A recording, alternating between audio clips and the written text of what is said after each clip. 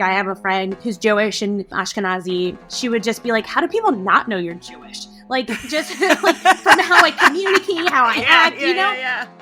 Shalom and welcome to Rivkush, the CJN podcast with Jews of colors talking about anything Jewish, Israel, whatever we wish. It's time we talk about more than just the tragedy, the hardships we've overcome and the savagery.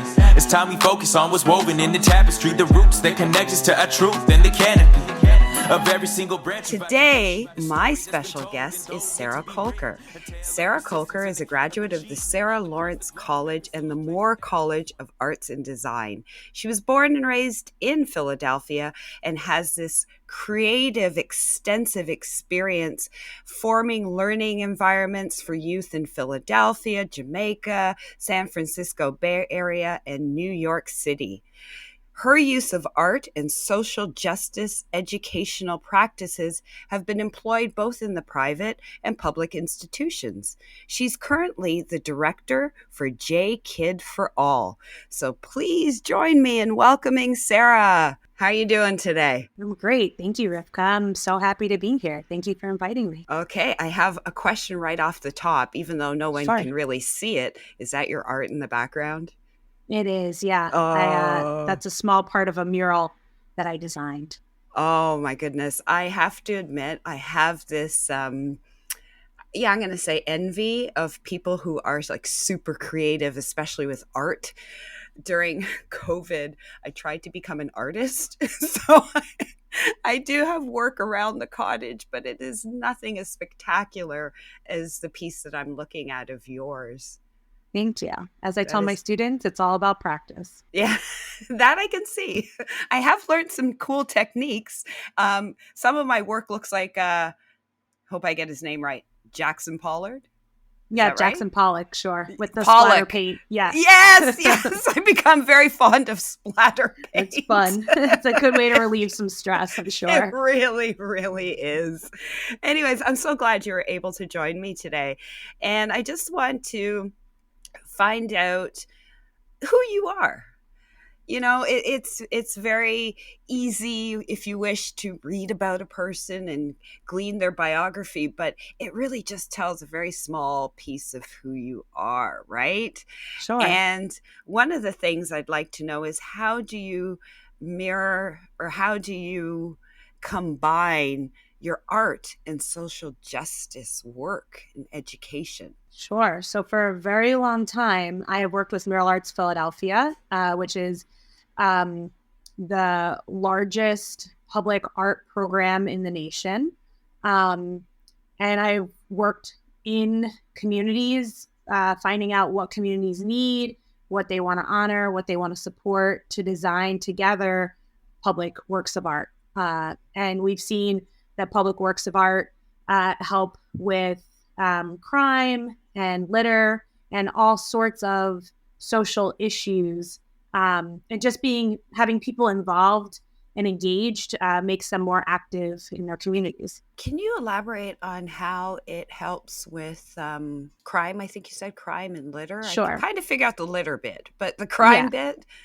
Sure. So this is actually, it gets to be a tricky question. I have a lot of friends who are social justice orientated, whether in their film projects or protests. And they've asked me questions about how does mural arts contribute to gentrification? And so I think this kind of ties in there a little bit, but I've been with art education program for, 10 years off and on. And we're supporting youth in after school programming, in school programming, teaching them to, go deeper into these talents and to figure out solutions and find alternatives. And so that is just one way of these students finding paths that are not that direction. So that's one way of doing it, but also in the actual present, when people see that their communities are cared for, that people care for their communities, that people are showing up. I just did a mural 2 summers ago with my neighbor in the local park, which is a park that I grew up I used to not go into the park at all. There was a summer camp that we ran one year, but it was definitely a park that my mom did not send me to alone. But when we were walking one day when I came back and moved back to the neighborhood, my mom was like, this old pavilion really needs some sprucing up. You should get your boss to have you do a mural here. And so with some petitioning, community meetings, and just some right timing, I guess, I managed the project and painted it with my friend and neighbor. And with that, there was meetings with politicians, community members, block captains. Now the park is having these festivals. They're having more, there's more lighting in the park. Wow. There's more police, like I wouldn't say monitoring per se, but the police are aware of what's going on in the community. Right. There's just so much more attention given to this space once the art and had been brought there. I mean, not saying that things were not happening already. The friends of the park and the neighborhood were definitely very active, but just placing this attention, we did questionnaires, we met with community members, and then I had to meet with politicians. I had to bring politicians into the conversation. And then we got funding for other parts of the park. And it keeps growing. Now we're designing another space. We got a grant. And so I just think that all of these things in connection and really having it community focused, it creates other avenues and directs people it just feels like a better place to be in. Right. And like you said, when people love the space they're in, they're going to care for the space they're in. Mm-hmm. And they see people showing up. Yeah, that is incredible. How hard was it to get people on board, such as politicians, et cetera? Because we're also talking funds, we're talking resources. How challenging was that? So one thing about mural arts is that it's city and private funding. So really, the city funding can be directed to projects that need when there's a community backing. And because I had partnered with the Friends of the Park group, I'm a local resident of the neighborhood. I got another artist who is a local resident. They had a small amount of funds from a grant that they had put in. The funding was made available. So that was the first thing. Funding is usually a really hard part, especially when we're doing high quality paint that's going to last. It's not going to chip off, that we're sealing it. We have people power washing it. But then it's also like the neighborhood. We had a few people in Senate who to be honest, me and politics, it's like my left and my right as an artist. Left and right was hard for me to figure out for a long time in my life. I still have to wear something around my wrist, and different positions of political office. Right. Doesn't really stick for me. I'm right. I know that they work in this part of the. I don't know. It's just I know that there are politicians. I get it. But we had different people who were already in the neighborhood, and so it was. Once they saw that the neighborhood was involved, they knew they had to jump on because it looked better for them. First of all, yes. But then also this is also their neighborhood. There's also politicians that live in this neighborhood. That knew and saw how much it was impacted. At first, they were they thought there was going to be problems. We had all these meetings where the politicians were like, no, we're not, we want to move this pavilion because there's activity happening. And we're like, well, we're trying to mitigate that nighttime activity from happening by putting in lights, making it a more beautiful space. And so, who's also funding a whole pavilion being knocked down and moved into the middle of a park? Exactly. That's not a part of our funding. So we got to work with what we have. And so after community members understood that and saw that, and they were like, oh, well, this is what we need to fix right now. And then the politicians were like, yes. And they came and they spoke at our dedication. And then there's other parts of the park that got more alive. And it's just different pieces are getting activated. Again, I don't know if this was the catalyst. I can't say that, but it's definitely a large part of the overall process. It sounds like it really was. As someone listening from the outside, it really sounds like it was. And also, I think it's really cool that you've changed something from your childhood also, if that makes any sense. Now the park that you weren't allowed to go to alone is now a safe spot. So you've seen the progression and the rebirth of that park, so to speak, which is you and your mother, I would presume, too. And it's lovely because I'm raising my children. I'm raising my children here, so it's fantastic. It's been like generational change. It's kind of cool. It's kind of cool. So does your, just flipping it a little, how does your Judaism inform what you do? And how do you see your Judaism as a little girl, as you grew up, however, how do you see it? So, as you said, I'm currently the director of J Kid for All, which I'm going to get into a little bit. But yes, I grew up in a very culturally Jewish family. We did not go to synagogue. The bat mitzvah thing was a big question that never ended up happening, which my mom really wants to do it with me and my daughter, who's actually having a quinceañera themed birthday party in the synagogue. So we changed. We're very culturally diverse in my family. Like my father's Jamaican, my mother's Ashkenazi. And so we have, and my daughter's father's Cuban. So we have a lot of stuff going on. But I went to, when I was growing up, Folkshaw, which is a secular humanistic program where we met on Sundays and we learned the stories of the Torah. And we dressed up for Purim, and we learned all the different things on the Seder plate for Passover. And so these were all a part of me growing up. It just was part of my identity.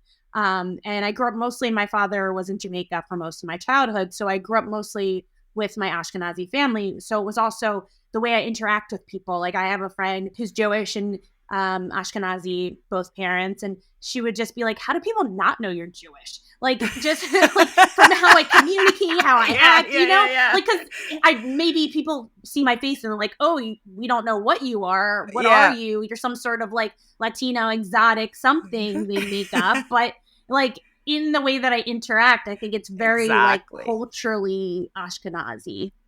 Yes, I hear you on that. So the Jamaican bit, because that's what we have in common, is good old Jamaica.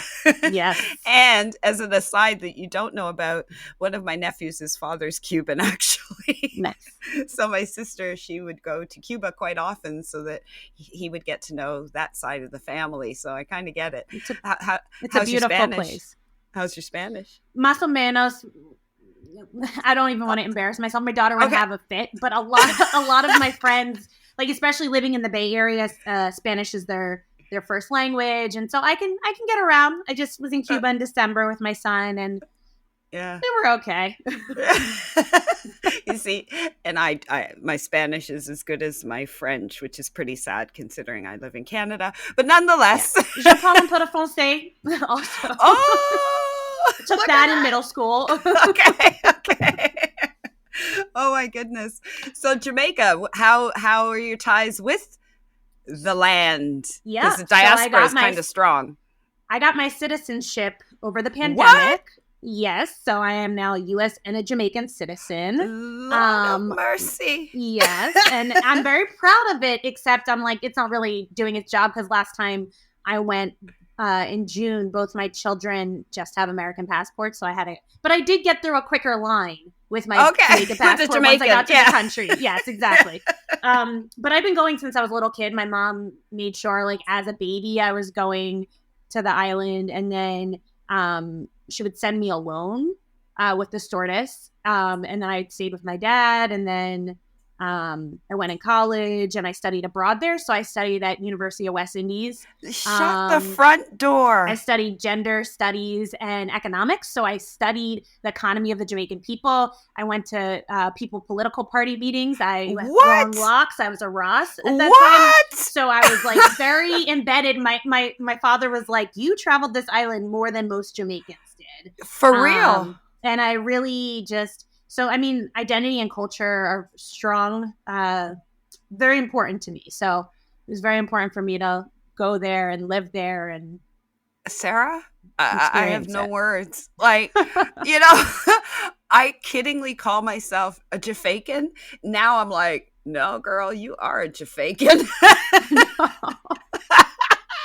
I mean, I can't speak like patois, like in me, like, I got a little book. I had a kid who, when I was little, he went, cause I was on scholarship to a private school when I was in middle school, and these kids traveled everywhere. And I remember a kid coming back from, Jamaica, and he had made all these friends, and he was speaking all this, like like just like he sounded like Jamaican, and I was like, I can't do that. Like, Neither can I can understand, but I can't. Likewise, I try. I remember the last time I tried when I was in Jamaica, because I, like you, my family would send us to Jamaica for at least 1 month every year, and it was always August, which is kind of brutal. But yes, very much so. It's like, wow, this is the month you pick, but nonetheless.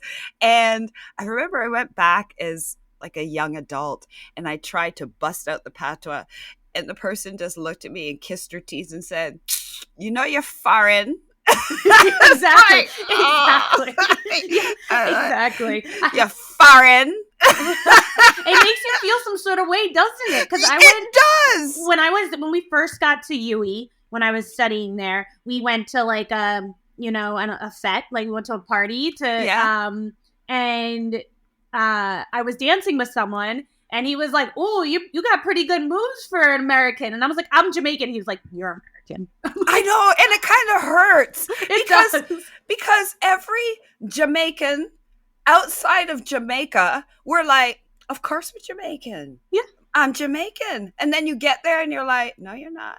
It's like, but I tell everybody. I'm so proud of it. Yeah. And I'm like, where's you see my Jamaican flag over there? All right, you see? Mm-hmm. Okay, we need to speak to our fellow Jamaicans in Jamaica and say, look here, we're claiming you need to claim us. Exactly. It's kind of funny. Have you had any interactions with the Jamaican Jewish community there? No. So actually, when I found out about you for the talk that you had on Jews in Jamaica, you were talking about Chabad, and I had driven past it on my way out last time I stayed in the grill, and I was like, wait, what is that? And so now I'm like, I have all this interest. I was like telling my mom, because she hasn't visited Jamaica for a long time, and so like we're not, like I said, we don't go to synagogue very often or anything, but it's like it would be great to know about. Well, absolutely. Great to visit. Absolutely, because it's interesting. You are Jewish, full stop. Your mom is Jewish, full stop. But it is kind of funny how we do tend to I don't want to say rate, but our Jewishness. Do you go to synagogue or don't you go to synagogue? Yeah. Well, no, I would argue there's a lot of us who don't. That's true. And that's like, as a director of J-Kid for All, which I started in this position in September, I was a parent ambassador for the group for the past year and stepped into this position. It's been a program of Jewish Learning Venture, which is an educational program in Philadelphia and its surrounding areas. And it has a family-based education program called J-Kid Philly. And J-Kid Philly supports primarily families with children aged 0 to 12 in getting PJ Library books, if you're not familiar with them. Oh, yes. Yes, of course. I love PJ Library books. We have these initiatives that started a few years ago. J-Kid Access, which supports families with disabilities. J-Kid Pride, which supports families LGBTQIA. And then J-Kid for All, which supports families of Jewish families of color or non-traditional Ashkenazi normative families in programming and meetups, or just serving the needs of the family, whatever they need. So it's been a lot of meeting these different families and finding it out. And it one of the things that my boss keeps reminding me is that a lot of our families don't go to synagogue. A lot of our families are just looking for different ways to tie Judaism into their daily lives. And so, yeah, you're right. I shouldn't be judging myself for not going to synagogue. And because I also do, I'm a practicing Ifa priestess of the Yoruba tradition, which I've seen connections of, like my ancestry from my father's side, like Nigerian ancestry. And so I'm with my daughter's father. And so all of these things tie into who I am as a person, but I'm definitely at my core, Judaism is in my identity. Absolutely. So we're not going to race past that. I tried. You tried, but you tried. I'll give you that. Please explain. Okay. So, I mean, just to say, I have been very interested in different cultures. I took anthropology at Sarah Lawrence, and was definitely learning about the different ways that Yoruba Ifa is come to different locations from Africa. When the enslaved peoples were taken from, when people were taken and enslaved from Africa, they brought their stories and their cultures with them to all these different locations. And a lot of times their practices were hidden and mixed with the other practices. So Santeria is mixed with Catholicism. We have Candomblé in Brazil. The one in Jamaica, I forget the name of. My family is not familiar with it, but there is a version of it. And then Lucami is Afro-Cubano. So there's all these different versions of the same storytelling-based ancestral worship connecting to nature, and it's beautiful. And so I studied it a little bit in university, and then when I moved to California, I had like very much believed in serendipity. I'm also a practicing yoga teacher, meditator, like have studied Buddhism, and you've got it together. But carry on. I just love this. Like when I went to took my birthright trip to Israel, and I went on a special program for older youth where we went to Svat, and we stayed and worked on bomb shelters, and it was just more spiritual. We did a lot of hikes in the desert. It was an extended program, and like I almost moved to Svat. I was pregnant with my daughter. Wow. They partnered me with the exact right people, like a practicing Qigong master who had a community center, and the artist who did all of the sculpting of the clay wax in Svat. And so it was like they were trying to get me to move there. I was like ready, but I was like, I think I'm pregnant. I don't know. I was having visions of like people being like, this is not the people's land. This is God's land. I was like, it was just such a spiritual, beautiful thing. That's a part of who I am. I love learning about culture. I love connecting to spirituality. And so back to my story, but I met my godparents who I've now had this relationship with for, going on, I don't know, something over 10 years, more than that. And my godfather had been trying to get to Cuba on a visa for 23 years. It just so happened that right when we moved to California, he was able to get a visa, and I met my godmother and my godfather and was like, I studied this in university. I want a reading. I want to see what's going on with this. And it just opened doors. There's connections made. Like I learned my mother's partner, he's from Haiti. It turned out that me going deeper into this and learning that he expressed like his family is so voodoo in Haiti is the other version. I mean, the U.S. has, and all of these different Western gazes have made it voodoo and all these things that are, it's not like some Satan practicing. Because that is how it comes off, right? Exactly. Yeah. But it's actually called voodoo, and it's beautiful. It's connecting to nature. And like, I've connected closer with my stepdad, who was like, oh, my grandmother used to do that. And like, I thought they were Catholic growing up. Like, I didn't know these things that were happening behind the pictures, because and really it's like, I'm jumping places here, but when I went to go visit my family, I have a Jamaican family in Boston, and I went to go stay with my grandmother before she passed away. I just remember her like praying. I was pregnant with my daughter, and she was like praying in bed next to me. And it was just so beautiful, because I didn't grow up with like a lot of prayer per se with my mom. And so just the idea of prayers and like intention, I feel like it makes everything more like zinging with life. I just love that. Right. Well, it just hearing you speak about it really comes to mind how, to put a different thing on it, if you will, when you said Vodun, am I pronouncing that correctly? Vodun. It's just voodoo, but like with an N on the end. Vodun. Yes. Yeah. Excuse me. As compared to voodoo, and to me, all I could think is, oh my gosh, they've actually almost racialized it. It is. That's what it is. It's racialized. It's like, how is that different from other religions that may be more non-African based, who hold similar concepts, if you will? even within Judaism. Sure, But like kosher and how we pray over the meat and cut it. It's the same exact thing exactly, with how exactly, meat is taken care of. Or absolutely, or even halal. exactly, or even go as far as, you're talking about Sfat. Sfat is all about the spiritual, mystical, Mhm. Kabbalistic part of Judaism. Yes. And yet, if I were to mention that, and also, I'm going to mispronounce it again, Vodun. Well, Vudun is just the Haitian version, but Vodun. so Okay. I would say Ifa or Yoruba, or Okay. Yoruba is a people, a language, but also a Yes. culture and a practice. Right. And so if I were to mention that, it would be like, but It's too that's far. like, Yes. yeah, it's like, that sounds like cultish. It sounds like devilish, but it Mhm. really isn't. It's just a different way. It's Yes. just different. But it has been, I'll argue again, that it's been racialized. So, Yes. because it came from enslaved people who were this and that and da da da. So, Mhm. wow. So, Yeah. how did that lead you, though, to becoming a priestess of such?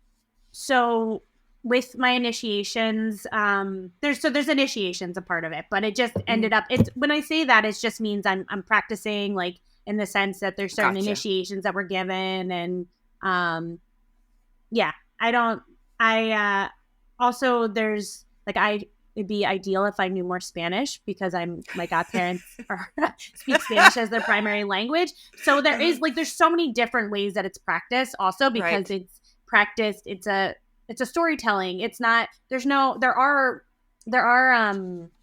odus and stories that are written and passed down in that way, but people practice it so differently. I mean, just in the same way that Judaism is practiced Judaism, in so many exactly. different ways.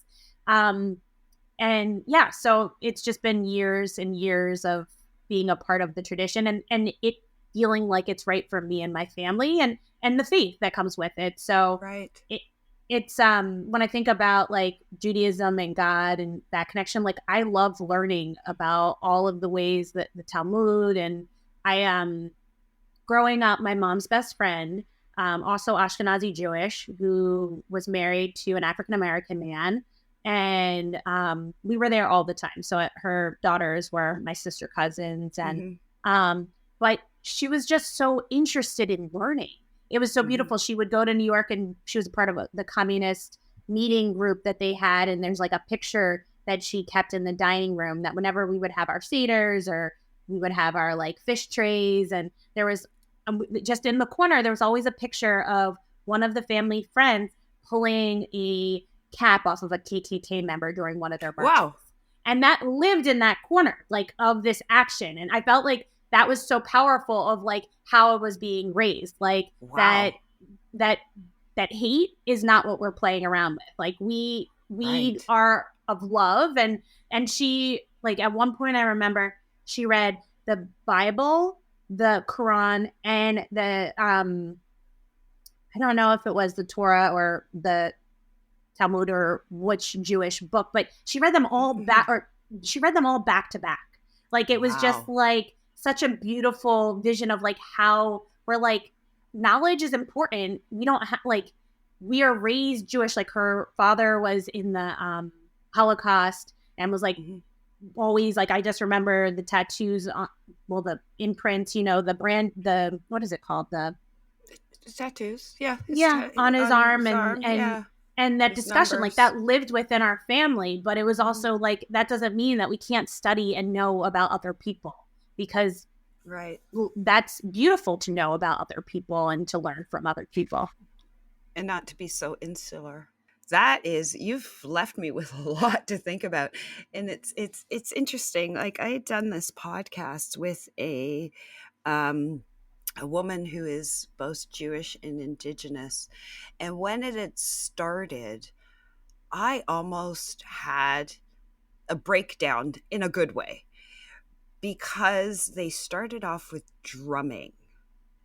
And as the drumming was happening, I finally got it. It sounds really strange, but we talk about our ancestors. We talk about our African ancestors, our Jewish ancestors. We talk about our ancestors.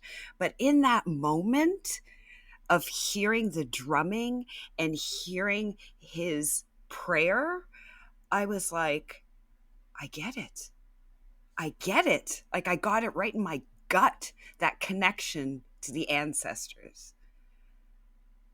And I think that's part of how I see Judaism, and it's also part of how we should see what connects us spiritually, coming from where we come from. So I'm going to be looking into the Jamaica thing. I am definitely going to look into that, because that's, I guess, as I get older too, I start to reflect more. Yeah, and everything gets played out so differently, because you could see that one group is doing it this way, and that doesn't mean another group is doing it another way. And I just through my work with J Kid for All, I was just speaking with a woman of the Uganda Jews and the community that they have there, and it's just so beautiful to learn about all the different ways that Judaism is practiced everywhere. Exactly. And that's like part of my role is bringing that to communities and having those conversations and bringing what is considered marginalized into the center, so people are aware that the European Ashkenazi way is not the only way that Judaism is or has been practiced for many years. Yeah. Yeah, and that is something that it still boggles my mind, that even in the subtleties that message comes across. Like, my favorite is when people say, when people list the favorite Jewish foods, and I'm like, well, that's maybe favorite Ashkenazi Jewish foods, Yeah. I was a little rude one day on Facebook because somebody said, what unconventional item do you add to traditional Jewish foods? I put spices. Yeah. I mean, that was my stepdad hot sauce. Yeah, but it's like, my rice and peas is Jewish. Yeah. A Jew make it. Escavici fish. Created by Sephardi Jews. Yeah. I mean, there's, it doesn't have to be gefilte. Well, and if you like gefilte, you like it, but it doesn't have to be. So I just started liking it as an adult, actually, but with lots of horseradish. But I actually just received a grant from the Jews of Color Initiative, because yes, I saw that. Yeah, so the Jews of Color Initiative, I think it's Bay Area based, was offering grants to people to bring intergenerational connection among Jews of color, because of rising numbers of loneliness and isolation among the population. They want to support programming and artistic practices. And so I applied with my organization, and I will be, and we focused it all on food and awesome, and how different people and individuals, what we bring to the table, because we've already been at the table. And so making sure that young children who are Jews of color recognize and know that they are not a part of the table, that their history, they've always been at the table. Absolutely. Ooh, I just got a chill thinking about that. You know who you should connect with if you haven't already? Michael Twitty. Yeah, I bought his book, and we actually, so Jacqueline Jonas is going to be offering a workshop for adults coming up on April 7th, which will be she's going to focus on Sephardic cooking for Passover, and her Passover Seder that she intertwines African American and Sephardic recipes in. And she will be, I believe, referencing Michael along with another Sephardic cooking author to help support the families. And we're going to have some good conversations, hopefully. That's cool. And if I can self-promote for a little bit, my rice and peas recipe is in his Kosher Soul cookbook. Oh, I have that book downstairs. I'm going to have to go look Check it out. Rivka Campbell's Rice and Peas. And I mentioned Jamaica. Yeah, you got to check it out. That's exciting. I'm going to go check that out. For Purim one year, I had a ton of rice and peas left over. So I decided I do this like vegan patty that I make out of lentils that are like a lentil meat type of thing. And so I took the recipe for the patty and turned it into a Hamantashen and had rice and pea Hamantashen one year. Felt very Jamaican Jewish. That is awesome. A Jamaican. Yep. We're having a bake. Maybe I should like sneak some in. I can just see everybody's faces. Rivka, what is this? It's Jamaican. Exactly. I have the patty recipe on my website. So I'm gonna check it out.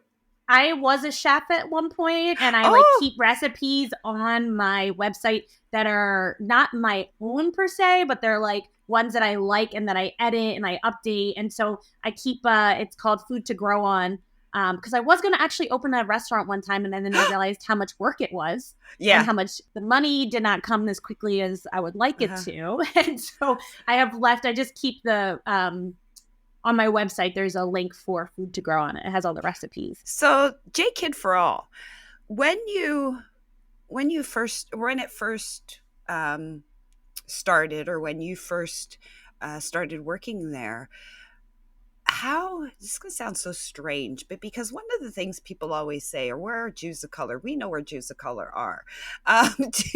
Did you find that people found you? Like people... Am I articulating this well? You know what I'm trying to say. So that's a good question, because I actually, Julia Weeks, who is the director of J Kid for All before I came into the position, she is raising children, Jewish children of color. And she found a lot of people word of mouth, or just being at programs and talking to people, or people that she knew already. And one of the things that is happening is a lot of people in my community will come to me, and I'll be like, wait, you're Jewish too? Like there's just so many people that are already part of my community that have added to the list myself. And Julia just recently, Julia has moved into director of professional learning. So she teaches teachers in Jewish community about teaching, or supports them in teaching. And she met with a a couple in the Midwest who wanted to start something like J Kid for All in their PJ Library connection. They had received a small grant to help support the Jews of color there. And so I came into that meeting, and that was like her first question, like, first of all, what do we do? Like, what should we do? And it's like, first of all, you have to talk. You have to have conversations. Like, what do these families want? Do they want to have affinity group where they are meeting alone without the other conversations that are happening among white Jews, or listening? Or do they want it to be collaborative? Do they want to be teaching or learning? And a lot of times they want to feel included in synagogue. And that's a lot of DEI work that has to happen on a much larger level. And that has to have a lot of buy-in. And I just was speaking with one of the families at a recent game night event that we had, and what the work that she's doing in her synagogue, and how she's trying to have the synagogue understand the tie-in between the DEI work and where they put their funding. That if they really want to show up for Jews of color and have people feel included, that they need to use their funding to back that. And so there's that conversation, but there's also just, where are they? And then like, what do they want? And so it's really just getting out there. And like, I've done a lot of partner programs with local synagogues. I live in Northwest Philadelphia, which is very diverse already. And so going to local areas, local synagogues, there's one in West Philly that's very diverse.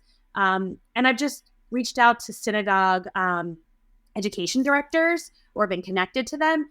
And they're like, well, we have these families, but we don't know if they consider themselves Jews of color, but we really feel like they would benefit. And I'm like, well, forward our newsletter to them, so they can see the events going on and they can come and join. And most of the time that's how it happens, is that people come to our events, they seek us out, and they're like, we want our children to be a part of this. Or they're Ashkenazi white Jewish families who are, have adopted children who are Black, and they want to feel like they're supporting their children properly. So we have like a Camp for All, where we had a panel a couple of years ago meeting with the different overnight camps, so that they can talk to how they meet the needs of different populations. And I think we're going to try to do an updated one soon, but we're really just seeing having meetings with families, and what do they want? We just had a game night and everyone loved it. They're like, we want more of this. We want to just get together. We want to retreat. We want to hang out. Yeah, just hang. And then also just sharing information too. Like, I just want to add one thing, like like the trans racial or national adoptions. Like I'm actually right now, it's in the process, or it's actually built and I'm supposed to be looking at it right now. So I need to go do that when we're off this call. But a website education, a JOC education resource page on our website. So JKid Philly and Jewish Learning Venture has a list of resources on Jewish education and holidays. We do all these kits, holiday kits that show how different holidays are celebrated all around the world by Jews. And they have different games, activities, prayers that can be used with children. But now I'm adding a special page of resources that are primarily Jews of color. And I sent out a link because I want people to be able to send me resources. So of course you're listed as a podcast. And I have other podcasts that I'm including. But I think they're not all Jewish related, but just like biracial. And I've sent that out to families. Like, even if you're not biracial and your children are biracial, hopefully you can listen and then help support your children from this. And absolutely. So really just sending out, because more knowledge is key. Oh, that is fantastic. So I need that link. Yes. And it's funny. It's not funny. It's interesting that you mentioned, because when you said biracial, I always found it, I love that you were specific when you said you're not biracial, but your children are biracial, because sometimes there is this feeling I find where people feel that they understand their biracial children when you don't walk in those shoes. Yep. My children are biracial. I can't say I understand what it's like to be biracial because I am not. So it's awesome that you have those resources. And I also want to know, are synagogues and schools generally receptive? Do you feel that they are partners in this, or do you feel that they're, it's a lot?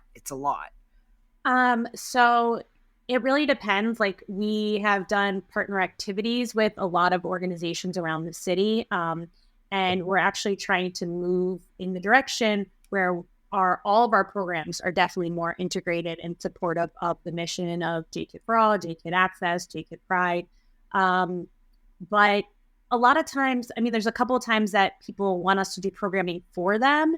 And that's not something we're necessarily going to do. Like, they can host, we can use the space, but like, we really are about supporting them to do their own programming, or partnering where we're building the program together. And so, there are a lot of synagogues that are interested in the work that we're doing, because they know that we're also, like, we're the PJ Library connection here in Philadelphia, and that there's always great programming that is happening. And so our mailing list is really extensive, because it is most of the synagogues sending their people to us, because we're not taking the place of a synagogue.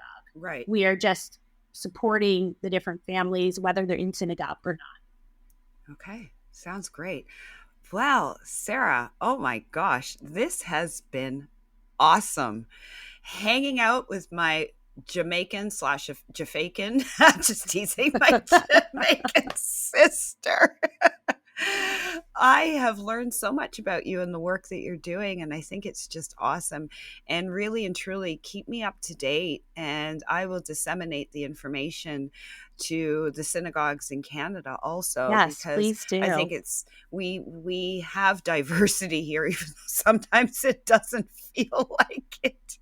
And I think it's really an important initiative, so that everybody feels not just welcomed, definitely not just accepted, but as part of the family. And they belong, yes. Exactly. It's more of a belonging. So I think that's really awesome, the work that you're doing. And you've just had an incredible life. Thank you. Hopefully a lot longer. Of course. And I'm just thinking, maybe after this call, I'm going to work on my painting. Good. Yes. I still have all this stuff up here, so maybe I should. Anyways, again, I thank you so much, and all the best in everything you do. And please, please, please, please keep me up to date. Will do. Rivkush is hosted by me, Rivka Campbell. We're produced and edited by Michael Freeman. Our theme music is by Westside Gravy. We're proudly sponsored by the Canadian Race Relations Foundation and hosted by the CJN Podcast Network. If you like this episode, please subscribe wherever you listen to podcasts. To support our work and everything else the CJN does, visit thecjn.ca/donate to make a monthly donation and receive a charitable tax receipt. Thanks for listening. Scattered in the wind, never scattered too thin. To remember where we come from and the gold that's within. Zahav Yerushalayim, Asur Lishkoach, Hakdushat Haaretz Shenoten Lanu Koach. Scattered in the wind, never scattered too thin. To remember where we come from and the gold that's within.